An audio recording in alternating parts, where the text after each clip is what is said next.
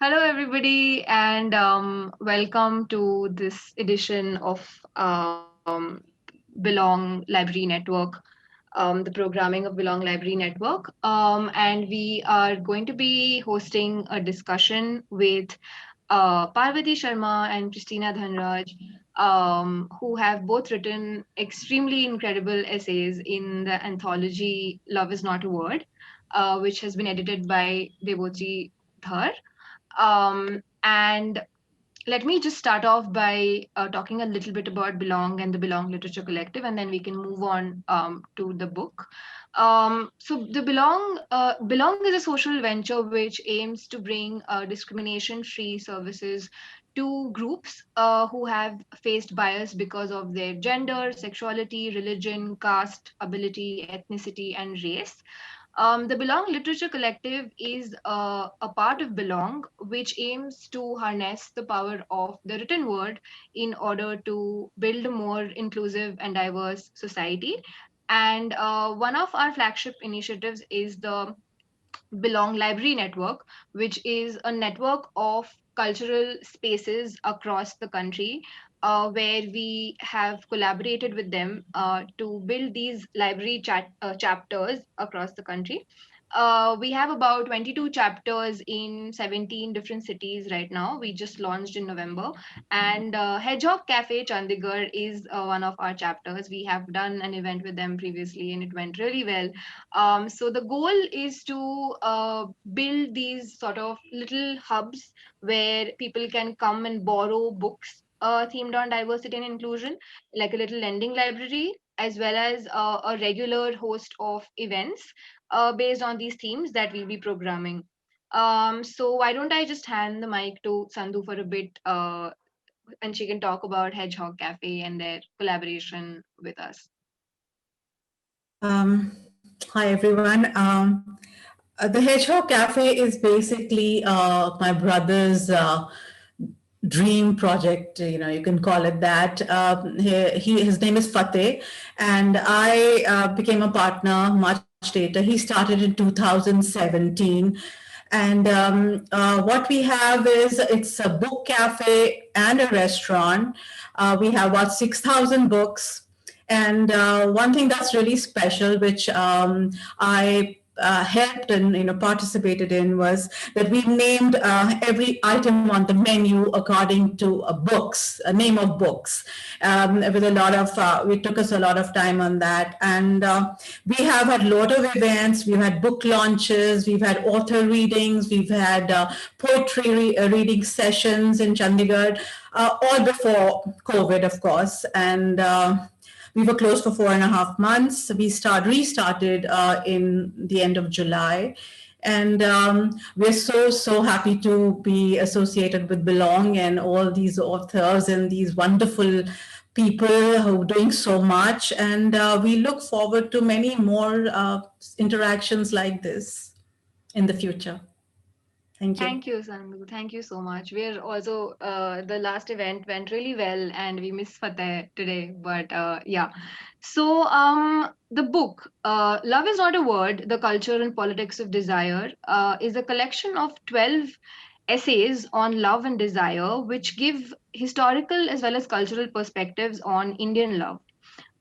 So today we have two of the authors from the compilation, Christina Dhanaraj, who has written the piece Swipe Me Left, I'm Dalit, and Parvati Sharma, who has written the piece Same Sex Love in India. So we want to have a conversation which delves into the intersections of identity and love.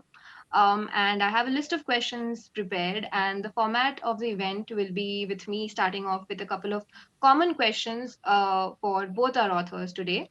And we will move on to more individual questions based on the essay and the themes that the essays cover.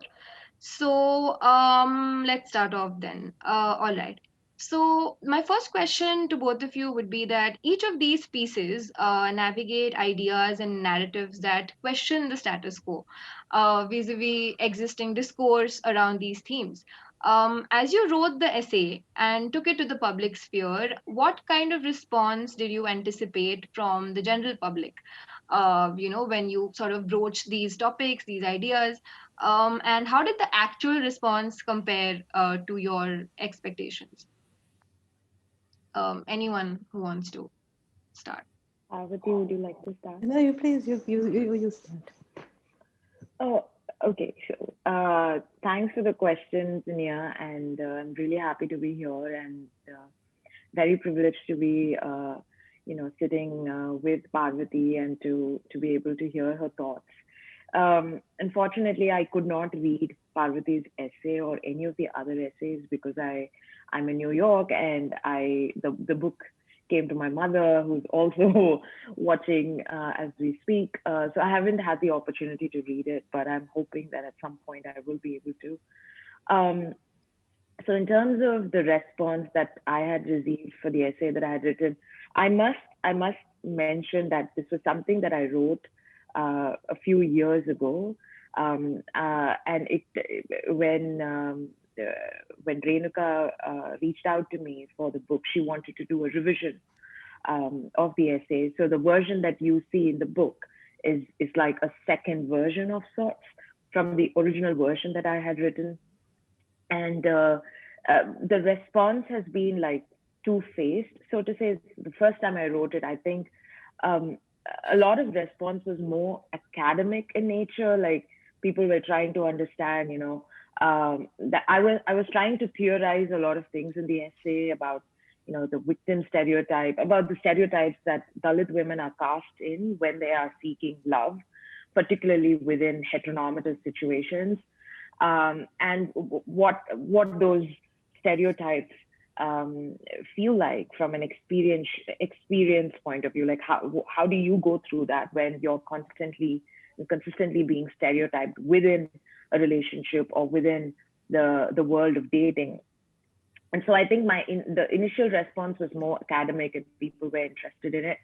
But I think once the book came out, and I think Scroll kind of published it, and it became more accessible in the sense, like it started appearing in different platforms. And I think then I had different kinds of responses depending upon where people came from and their social locations. But what, of course, struck me the most was the kind of response that I received from my own demographic, which is from Dalit women who were navigating or are navigating love and relationships within heteronormative contexts. And the one thing that I kept hearing was how much they could relate to it and how much they could see themselves in the experiences that I had articulated.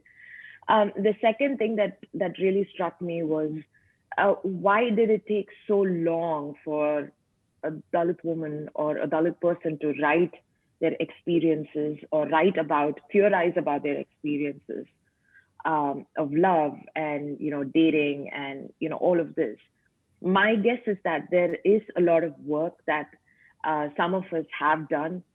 It's just that it has not seen the light of day for some reason, or it has not found acceptance, or mainstream platforms haven't published it, or people have wanted to and somehow people have not been ready to publish such kind of stories. So I'm deeply aware of the demand that Dalit stories, quote unquote, have in today's world.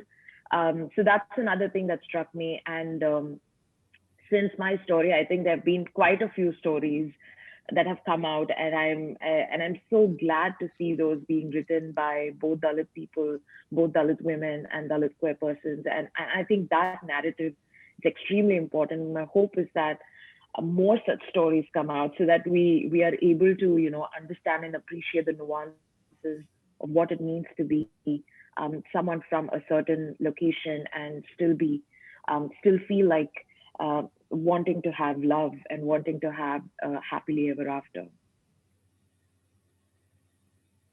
Thank you so much for that answer. Parvati, would you like to take this? Well, first of all, thank you, Christina. It's lovely to be here with you. And I read your essay a few weeks ago, and it was very, very powerful.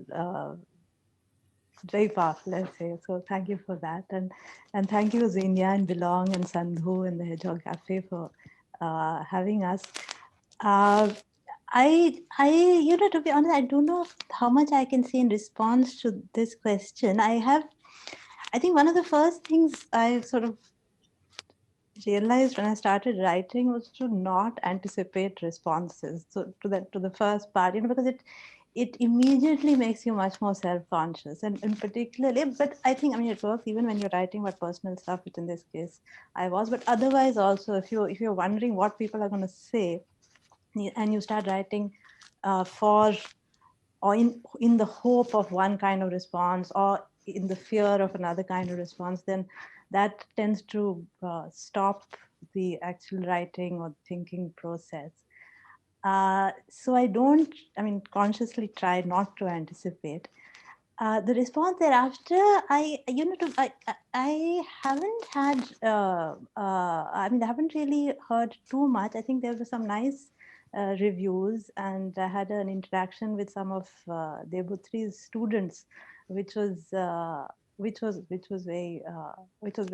nice for me, because it's nice to get feedback. And but other than that, so far, to me personally, I haven't heard too much. Neither one way or the other. That's a really interesting way of looking at writing, because it's very true. When you write, you're just sort of it really affects your writing when you are thinking of the response, especially in pieces as socio-political as the ones that you have written. My second question would be to Christina, which is and it's a kind of an introductory question, but yeah. So it was basically something from the essay that really stuck with me. A quote, which goes, "If a Latina maid in Manhattan could find her happily ever after with a white senatorial candidate in a Hollywood movie, and an upper caste shaker could find everlasting love with a Muslim Shaila Banu in Bollywood, surely I could too. I couldn't have been farther from the truth." And so this quote got me thinking that in popular culture and literature, romantic love and the whole star-crossed lover rhetoric has been historically known to transcend socio-cultural barriers and sort of bridge the gap between identities, despite the struggle involved in during the process. However, as you very rightly outlined in the essay, this kind of very transgressive sort of desire that seems to exist in other spheres does not seem to extend to the barriers of caste in India. So, could you share your views on this? You're on mute. Sorry. The answer lies in the question that you had asked, right? So somehow this whole transcending sort of a thing does not apply to caste. But I might differ a little bit on the pop culture front. I think there have been movies that have been made about cross caste sort of love and desire. A lot of Tamil movies have been made. I think as far as pop culture is concerned, there are instances of people wanting to explore that subject. Um, but what strikes me, and I had mentioned this in the essay as well, is that it's almost always um, a Dalit man or a lower caste man aspiring to or wanting to be with an upper caste woman. And to me that's very interesting, because it's almost never the other way around. And I'm aware that I'm speaking very much in a heteronormative sort of context, but my essay was also written very much so. Apologies for that. So it's this whole thing of transcending caste never seems to apply, um, for if we were to consider, or if you were to imagine what it feels like to be a Dalit woman, and then you seek love across the board, right? And so, yeah, basically, caste is a huge barrier, and most often as a Dalit woman who was navigating this space for quite a long time.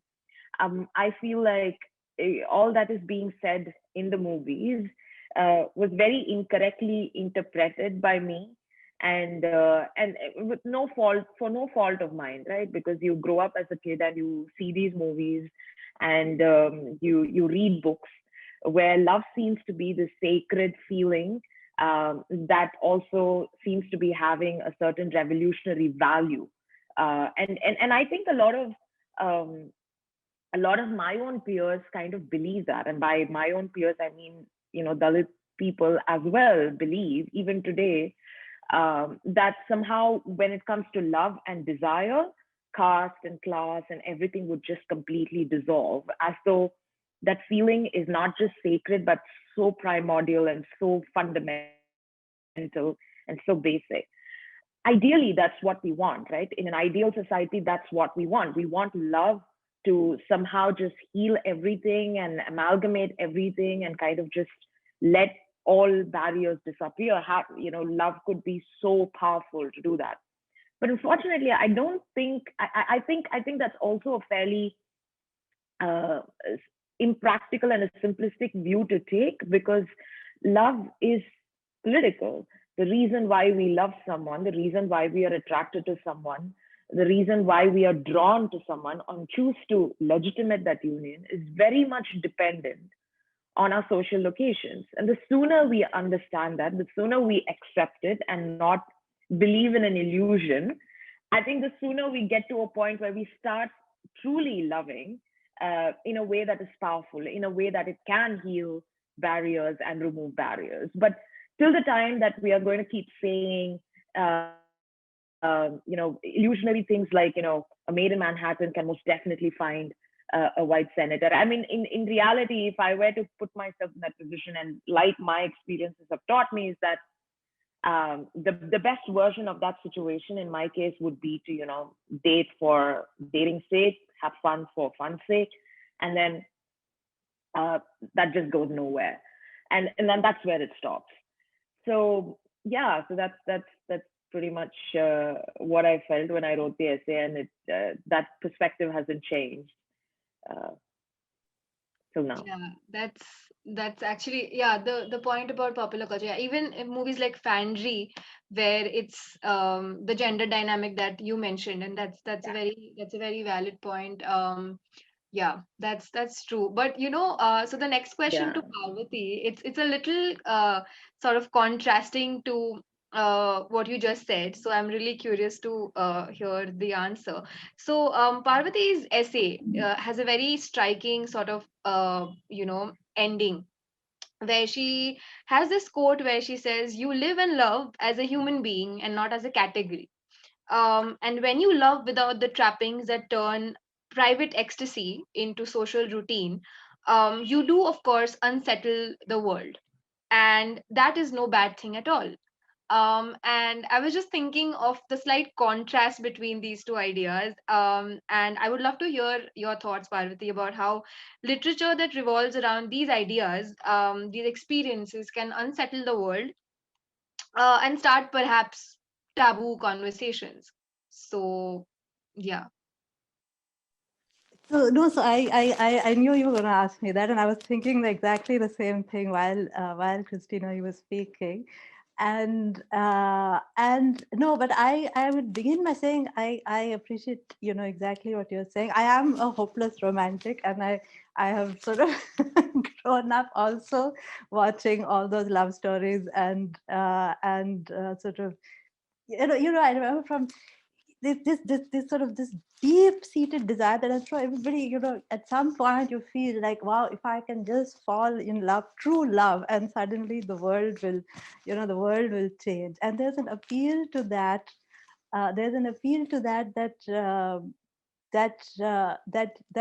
can be sort of argued about, but it doesn't ever sort of quite fully go away.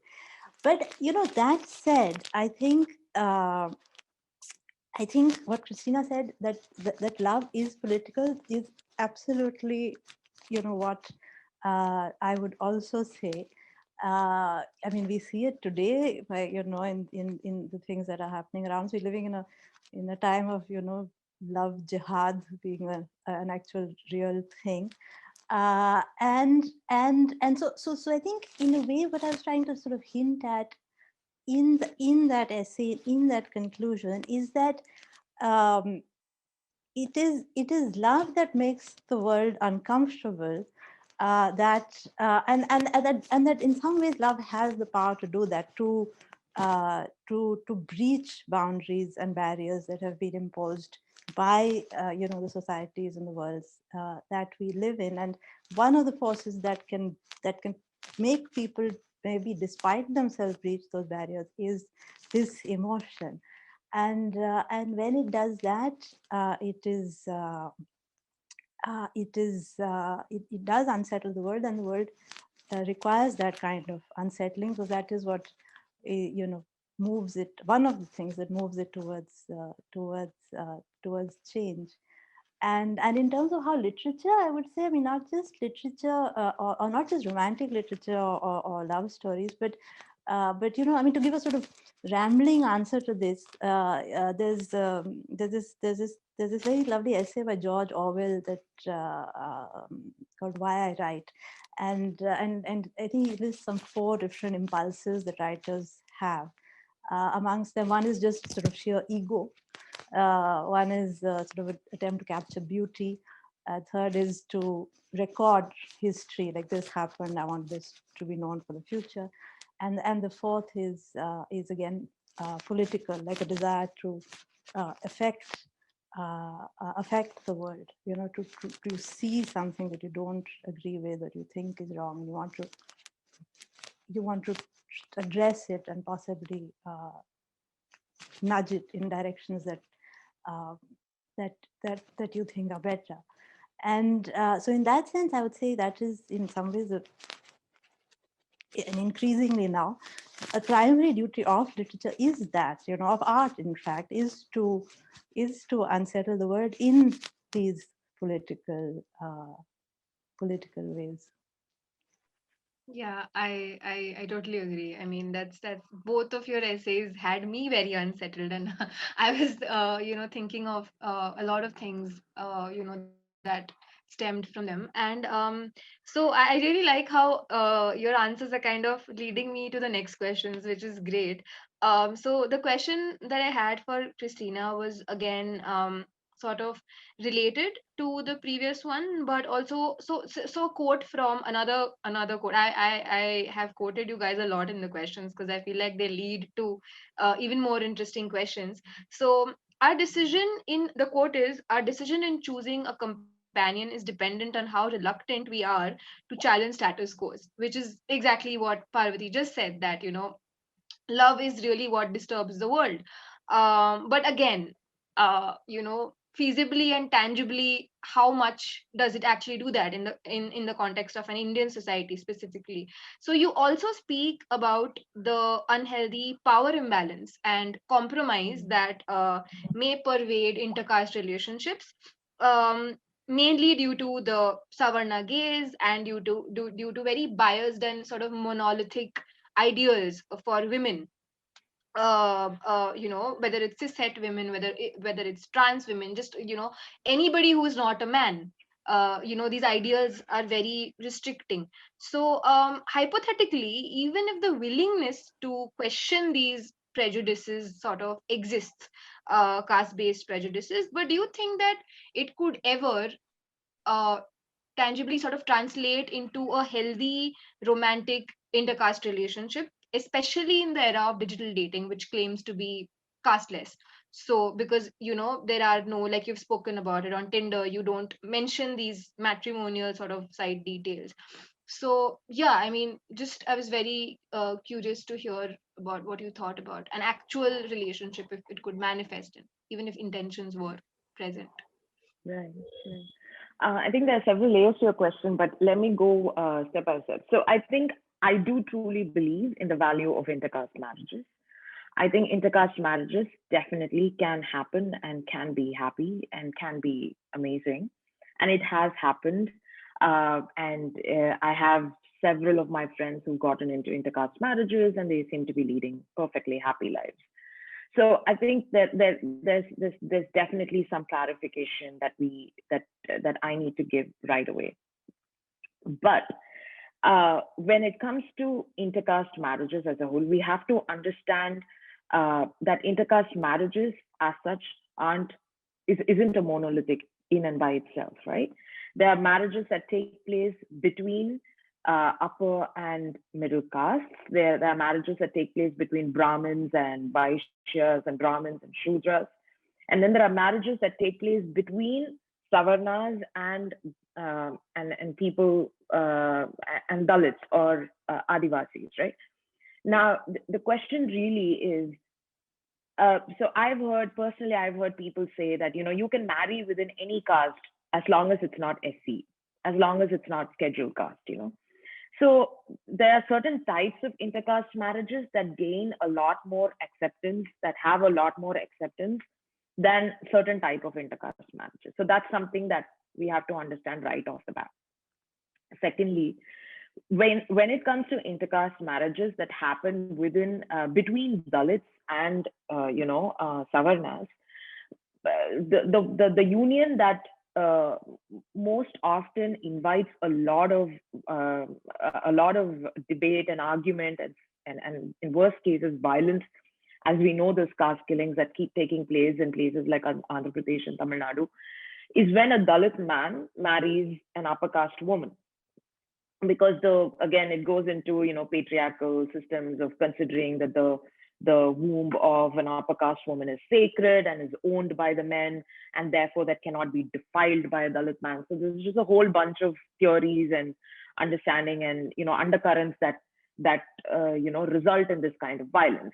So this is the second thing that we need to know, that when it comes to intercaste marriages between Dalits and Savarnas, the one that invites the most sort of opposition is the union that takes place between a Dalit man and a Savarna woman. Yeah.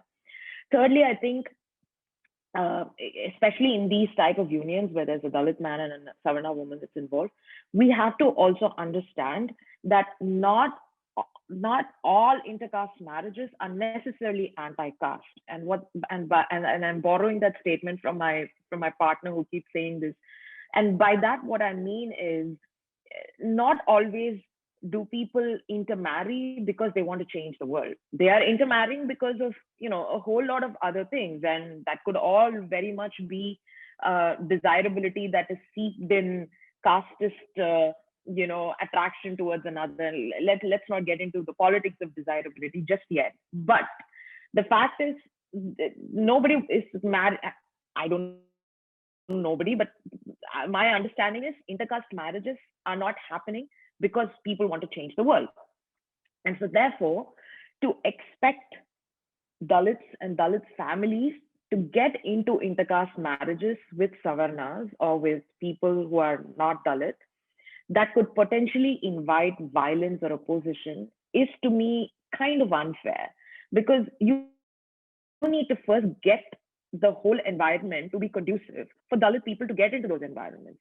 For example, I can't just be in love with a Savarna man and have him marry me without him doing any changes in the environment that I'm going to be asked to come into. Isn't that a bit unfair? Because how much of a price are you really asking out of me? And we keep seeing this time and time again. I mean, Dalit families have lost their sons, they've lost their people over and over again, and in the most violent ways possible. And what happens to all that grief that comes out of it? And because somehow we have pedestalized love, especially intercaste love, we don't see the price that is being paid by Dalit families particularly. There is no infrastructure to handle this grief. There's nothing that can handle this grief. The police aren't helping. No one's helping, really.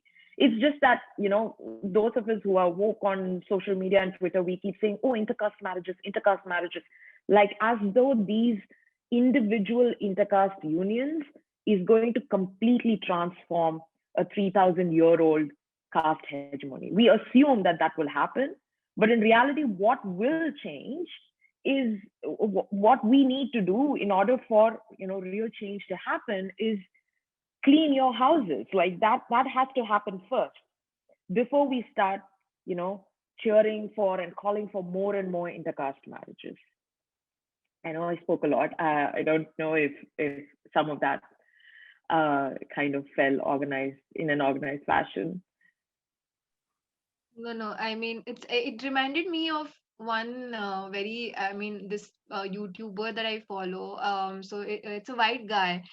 He's married to a Nigerian woman, and he's extremely racist. I sort of, you get, even though they claim to be in a very happily married relationship, some of the things that he says and does, feel very racist. And then, people will be, no, he can't be racist because he's married to a black woman.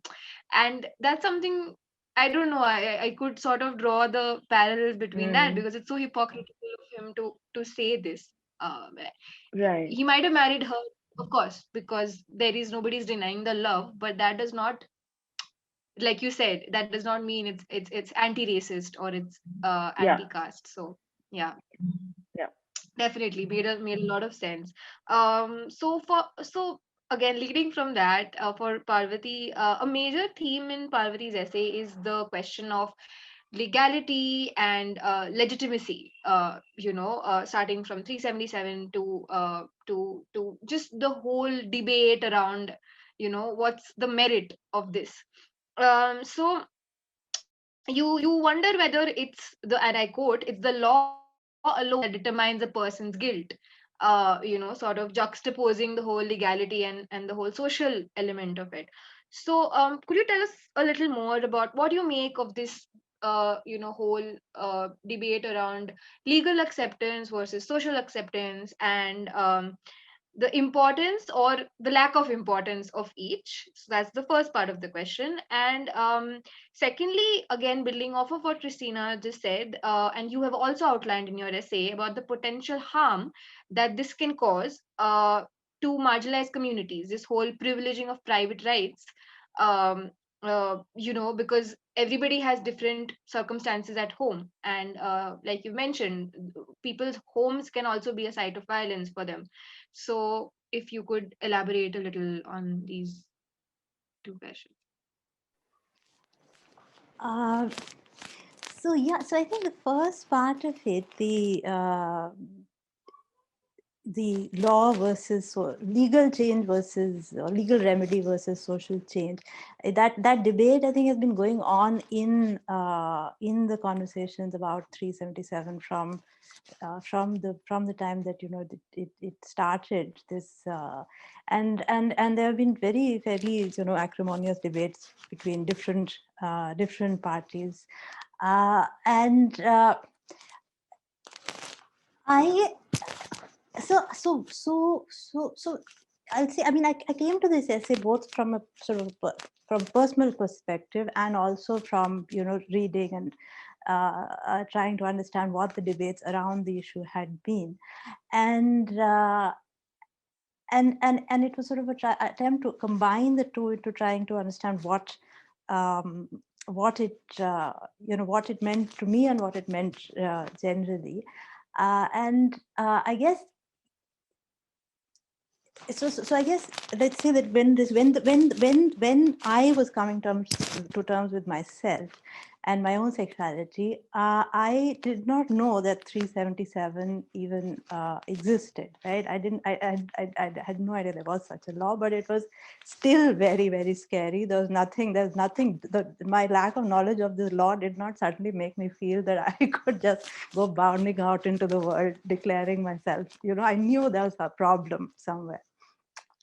And I think when the law was initially struck down, which was in 2009 by the Delhi High Court, there was, I mean, it was nice that it happened, but the greater effect on me personally was when it was brought back, in 2013, and I asked myself at that point why I was feeling so, because even in 2009 these debates were happening about law versus social change, and And the debate was basically that, you can change the laws as much as you like, but unless you bring about a larger, wider social understanding, acceptance uh, uh, of homosexuality, it makes very little difference, right? And in a sense, it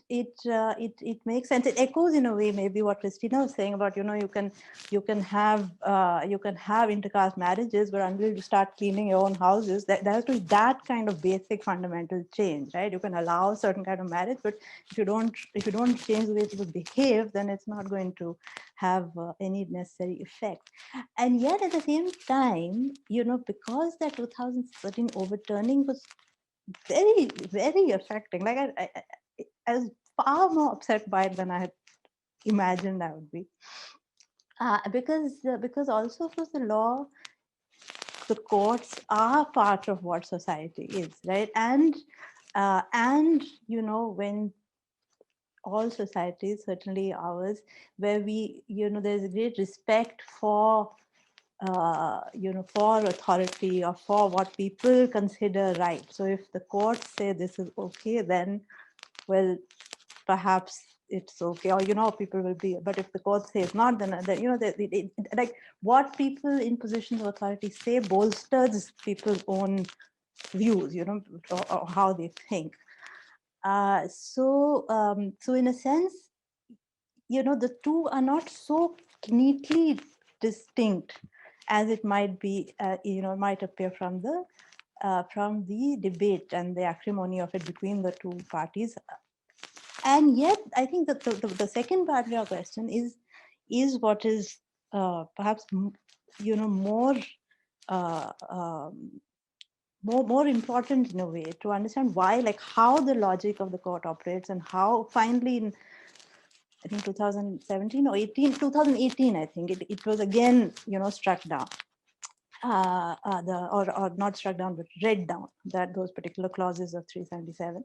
And that happened on the heels of this privacy judgment of 2017, right? And there was a very clear link between the two, even in the 2018 judgment also it's drawn. And there was a lot of critique of it, and I think very valid critique, because it's because I mean, just to put it crudely, if you say, okay, in the privacy of your own home, do what you like, it is, in one sense, it's almost the same as going back full circle, because you're saying, like, do what you like, don't talk about it, don't talk about what it is, but as long as nobody sees you, that's fine. But the other point is that it also then it is speaking to people of immense privilege, right, who are safe, have private space, which is not at all the case for most people, and secondly, who are safe in that private space, which is again not necessarily true, because even if you have a private space, and I think the contrast with that I tried to bring about in the essay also was with marital rape, right, in which the privacy of the marriage is considered more valuable than the autonomy of a woman over over her own body. So you cannot criminalize marital rape, because it will destabilize the institution of marriage, right? And that kind of argument is in the in the best way of looking at it, is it's a blind argument, because it's refusing to see what is clearly what are clear problems with it. And in the worst case scenario, these are arguments that are not just blind, but deliberately pulling the wool over the eyes of their own eyes, and saying, well, we will not see this because it's just easier to do it this way, and just sort of close everybody behind their different curtains, and then let the world play out. Yeah.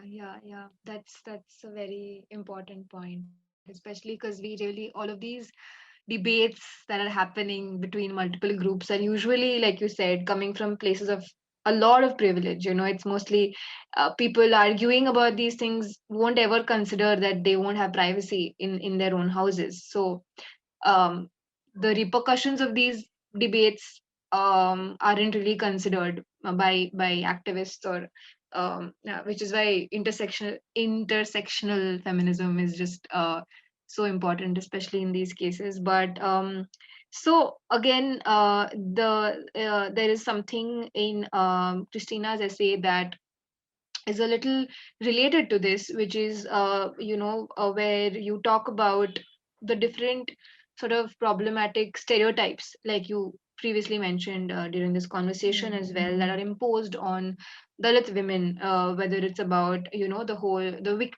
victimization, the victim stereotype, or just general promiscuity, or even the whole I was very struck by the whole idea of unfemininity. The whole idea of the ideal woman, being this upper caste, fair skinned woman, able bodied woman. So you've also talked about how this sort of intersection of caste and gender is something that is like a multiple layer of multiple layers of oppression that Dalit women have to face every day. So, and this, like we just discussed, can be often very invisibilized in mainstream feminism, which is very Savarna feminism discourse, which doesn't consider these things. So, what I was wondering is, when it comes to online dating, which is, of course, it takes a little different, the whole format of online dating is different. The sort of the leeway that comes with online dating, um, it's a different world, and people, like you've mentioned in your essay, are slowly sort of women are sort of they feel like this gives them more agency over their own sexuality and desire. So casual dating on Tinder or Bumble or all of these apps.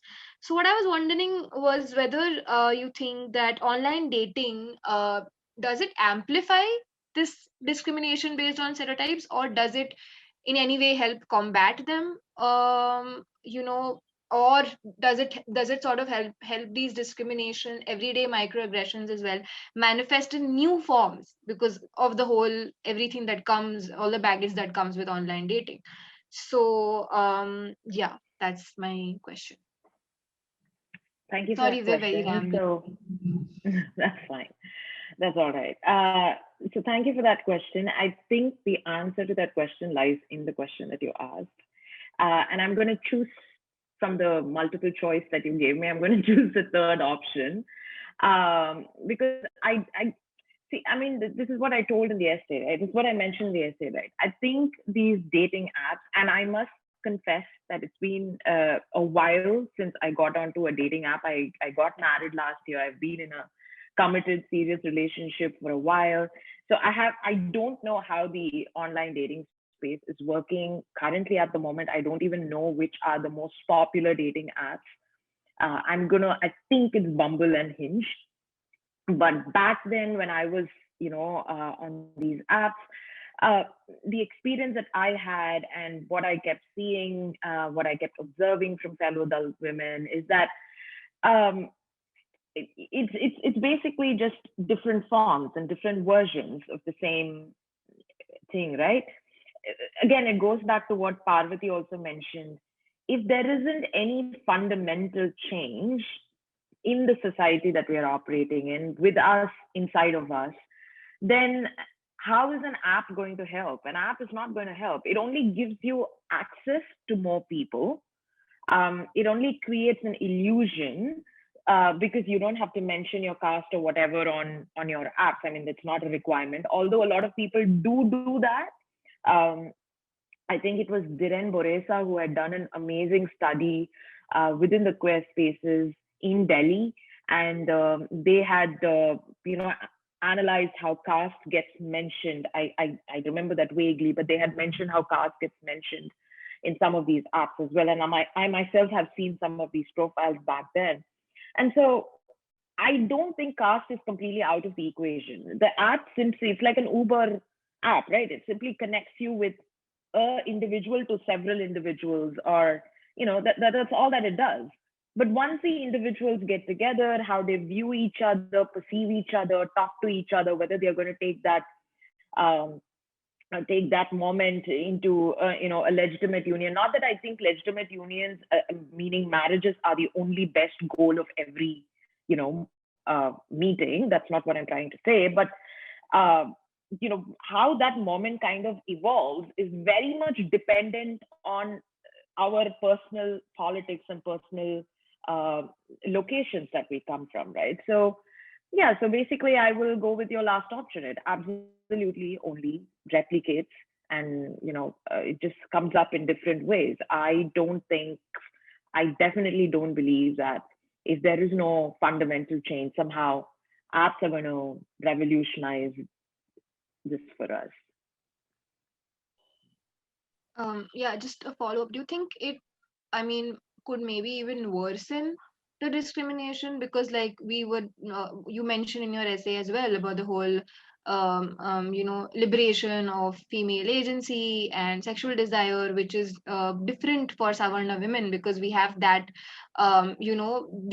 these stereotypes don't apply. The whole stereotype of promiscuity and the whole harassment in that sort of field is something that, this is just what I was thinking, but I would love to hear your thoughts that if apps like Tinder, Bumble, Hinge could even worsen the um, aggressions faced by the Dalit women Not because of really. the whole No, access. sorry, I'm kind of, I'm sorry, I didn't mean No, to no. interject you, but I don't think it needs to particularly worsen, and that's my personal opinion. I don't know what people feel about it. What I mentioned in the essay is not so much about digital dating worsening the situation. What I mentioned is this feminist discourse of apps making it easier for women to kind of realize their sexuality and be able to realize their potential in many different ways and enjoying it completely. That discourse may not be completely true of women that come from marginalized locations. That's what I meant. I did not mean that somehow these apps are making it worse for us. Absolutely not. And I don't have enough data to even kind of conclude that. I do believe that the discourse that we have, the feminist discourse that we have around how because of these apps, somehow it has become great for women to realize their sexual potential. Yeah. That discourse has to be a lot more nuanced and is a lot more complex when it comes to women from marginalized locations. Yeah, definitely. Yeah, that makes sense. Yeah. Um, okay. So the next question is for Parvati, which is actually it was supposed to be my first question. But so over the course of the essay, you have very sort of powerfully outlined your whole journey of transformation, where you went from somebody who wanted nothing to do with the whole quote unquote lesbian tag, to somebody who has claimed it, but who more or less, as you put it in the whole in that quote, where you don't know if declaring the whole truth at all times is even worth it. So since this sort of very liminal space between openness and secrecy is a recurring theme in your essay, as we have already spoken as well, I would love to hear more about your thoughts about existing in this, as you put it, gray area between being accepted and being accepted entirely on your own terms. And it was a sentence that really stuck with me. So yeah. Uh, yeah, no, so I think that was the recurring theme of the essay. And I get maybe to put it in other words, it was, I think, throughout it, I was thinking, and I've thought before writing it and after, of the relationship between individual individual desire, let's say, or individual selfhood or individualness, and social, uh, social perhaps like maybe expectation is one way of putting it. And so a lot, and there would be, in the way that I have framed it in the essay, is that there could be two perhaps ways of approaching this sort of dance between these two compulsions or impulses or forces, and one would be of sort of infantilization, and the other where you are waiting, or you are willing, or you are, or happy to hear, you want, I mean, in a sense, you are happy to be told what to do, basically, or you are willing to be told what to do, and you're willing to sort of give yourself up to that, which provides its own sort of securities, or and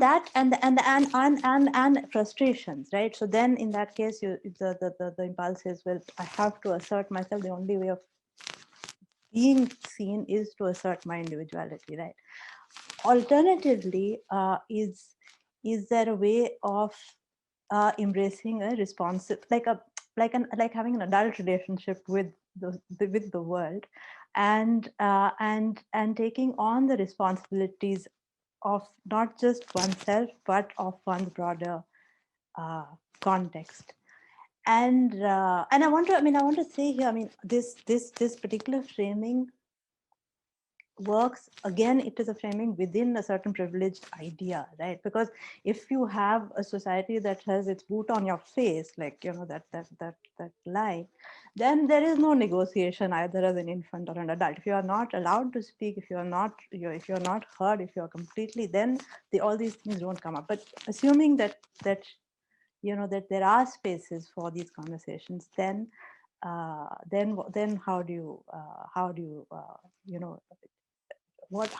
you address these problems? And so that in a sense was basically the question that I was asking myself through the writing of this. And I'm not entirely sure if there are even any answers. I think things change in terms of being, and particularly when it comes to queer identity, in terms of asserting it or not, because there is this choice that can exist, and if you have the freedom to play with it, then you tend to. And I think at another point, yes, I've written about, it's like sort of changing gears, how much you reveal, when you reveal, why you reveal, what you reveal. At another level, one of the impulses of the assertion is, like you say, like your network is called to belong, right? The impulse is to be part of whatever it is that you are not allowed to be part of. So for example, it tends to happen this way. Post decriminalization is the legalization of let's say marriage, right? That would be the next step. And I mean, that would be, it's a basic human impulse, right? To want to belong. And but the thing is, what do you belong to? You belong to closed groups. So you belong to groups that can have people not belong to them. And in that sense, that is a question perhaps that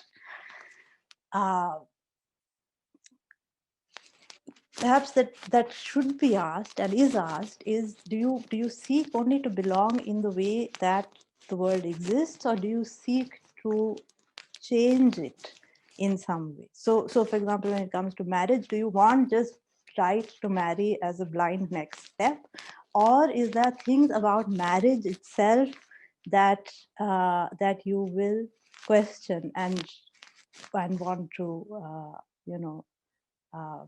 change the basics of it? So yeah, I mean, these are thoughts.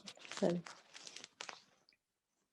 No, go ahead. Sorry. Yeah. No. I was just saying it's a bit sort of all over the place. But I was like, these are just questions that I don't necessarily have any answers to. So a lot of the essay was just me asking myself the same question in different ways. That's honestly the best answer. No, it reminded me of one of my professors who had once said that she is all for everybody to have the right to marry, but she's against marriage itself. So why would anybody want the right to marry? That was her, sort of. Anyway, so there are a couple of last questions. So is it okay if we continue for about 10 more minutes? Is it okay? I'm okay. Yeah, 10 minutes. After 10 minutes, I may have to go. Though. I'm sorry, but 10 minutes is good.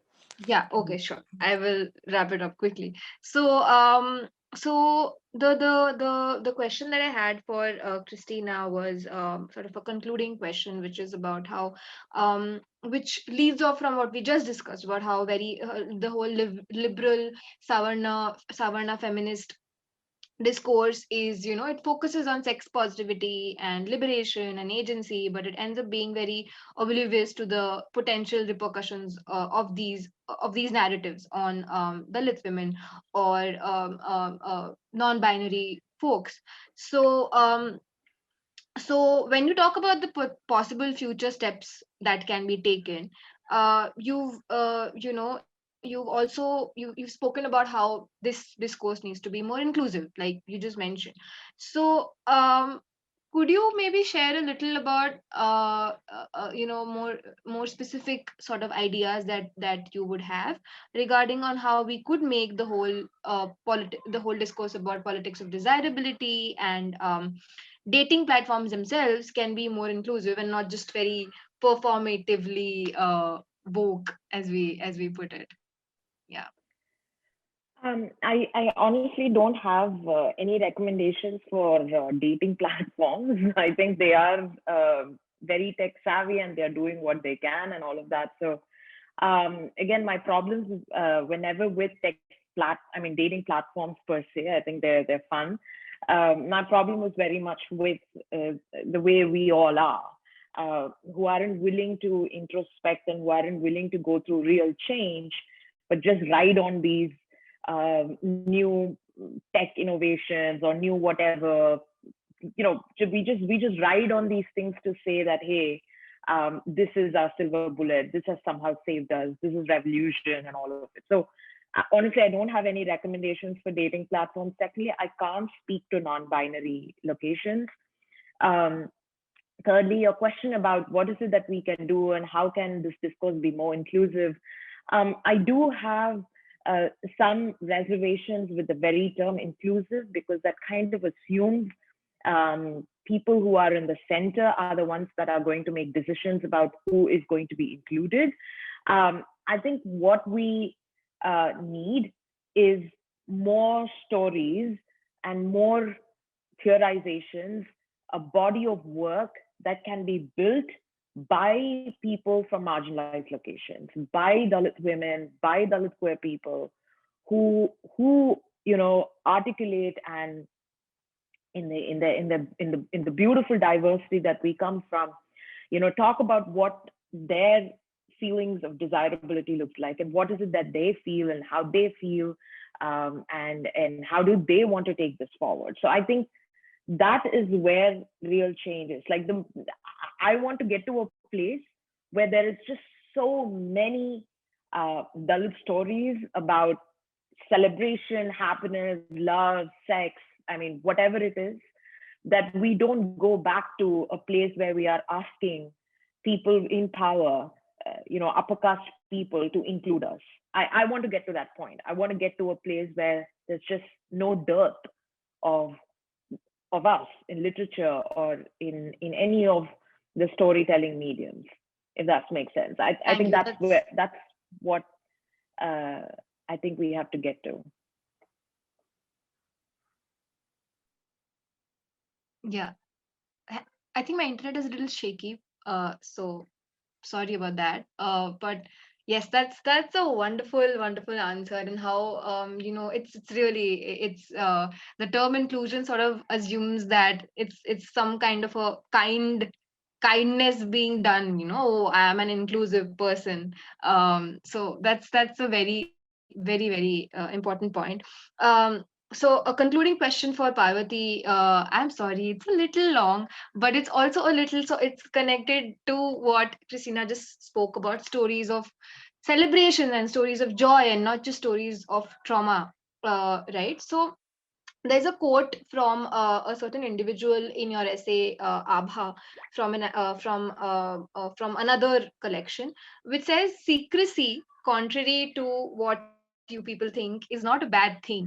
There is tremendous spiritual possibility in these bonds, and the LGBT gain um, has also, sorry, I think I've written it wrong, but yeah, it's about the gain and the loss sort of argument. And while the argument here is very intriguing, the whole argument about secrecy, there are also these, everyday accounts that you get of of young queer folks. We come out, and it's a very liberating sort of experience, which is very contrary to the whole silence idea. And also, so this is the first part, and secondly, you also talk about how living normally, quote unquote normally, and sort of extending your homosexuality beyond furtive groping to open squabbles about the milk is a very hopeless ambition when you are non-conforming. And I feel like this idea of celebrating very normal, queer love is sort of being broached more and more. If there's the show called Schitt's Creek, which recently won the host of Emmys, has really shown queerness in a very domestic, in a very day to day sort of, and very joyous way. There's no trauma, there's no despair in that story, which is a very rare story. So I just wanted to know your views on this sort of dichotomy between being out and proud and, just very happy about it, and not shrouded in despair, and, with the whole beautiful act of imagination that Abha is referring to. So yeah, it's a two-part question. So I think there's even there was another person also, I think in the same essay as this Radha that you quoted, somebody who says that I don't want to attend seminars about being gay. I just want to be it, right? And so I don't want to, and I think and that quote also appealed to me because it's, the sort of the discourse around the identity becomes so sort of overwhelming, and that you sort of that the being of it gets sidelined, or that'll happen later once the discussion has happened.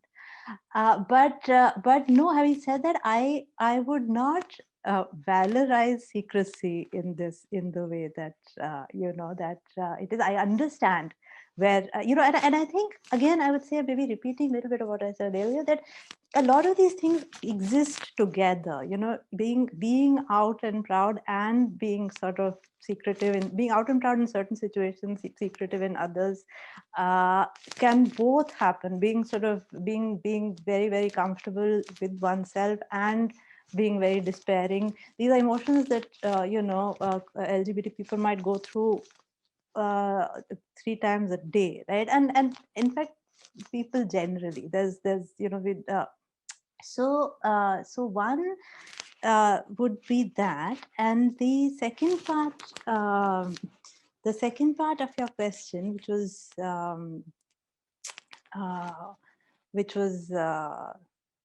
sorry, I've just sort of blanked out. Just But normalize. yeah, Yeah, I normalizing. mean, Yeah. normalizing. No, so that also is, again, I think, again, it is like a like a like a very human compulsion, right, to want to do what everybody else is doing. And again, I would give the same marriage example, or or certain patterns that everybody else, I guess. So heterosexuals follow a certain pattern in their lives, so therefore so should we, because that is what belonging looks like, right? But and when I say it is a hopeless sort of desire, I don't mean necessarily in a hopeless way, in the sense that it cannot necessarily be achieved, although I suppose in some ways it can, in some places, and perhaps it will. But while it is not hopeless, because what not belonging gives you in is also the ability to question and to create your own ways, or create your own system, or create your own, what does it mean to love, what does it mean to have a long-term relationship that is not marital or not based on certain kinds of norms that have been laid down over centuries. What does it mean to even have friends? What does it mean to grow old without children? What does it mean? Like, what do these things mean, and what are the possibilities that they have that are worthwhile in themselves? So, so I would say it's the hopelessness in itself has a great deal of potential that can be embraced, and yes, and I would not say that, I would say coming out is a great thing. It is, I mean, in the sense it is liberating. I'm not saying I wouldn't say, but the two things often coexist. Yeah, yeah. Yeah. I missed a little bit of that because of my internet, but I caught the end, and then, yeah, it's everything. Nothing is really a binary, and multiple emotions can exist at the same time, which is something that's very true. um this has been absolutely lovely. I am so grateful to all of you for coming here, and for Sandhu for being here from Hedgehog, as well as Tanu from Speaking Tiger, who helped connect us, and has always been really sweet. And everybody who's watching, I urge you to go buy this book, Love Is Not a Word, and read. I have yet to read the other essays from the book, so I'm very excited about that. Thank you so much. I If you have any last concluding thoughts, please do go ahead. But I'm very, I mean, I have a lot to think about. Thank you so much. Thank you. Thanks so much for having Thank me. you. So lovely.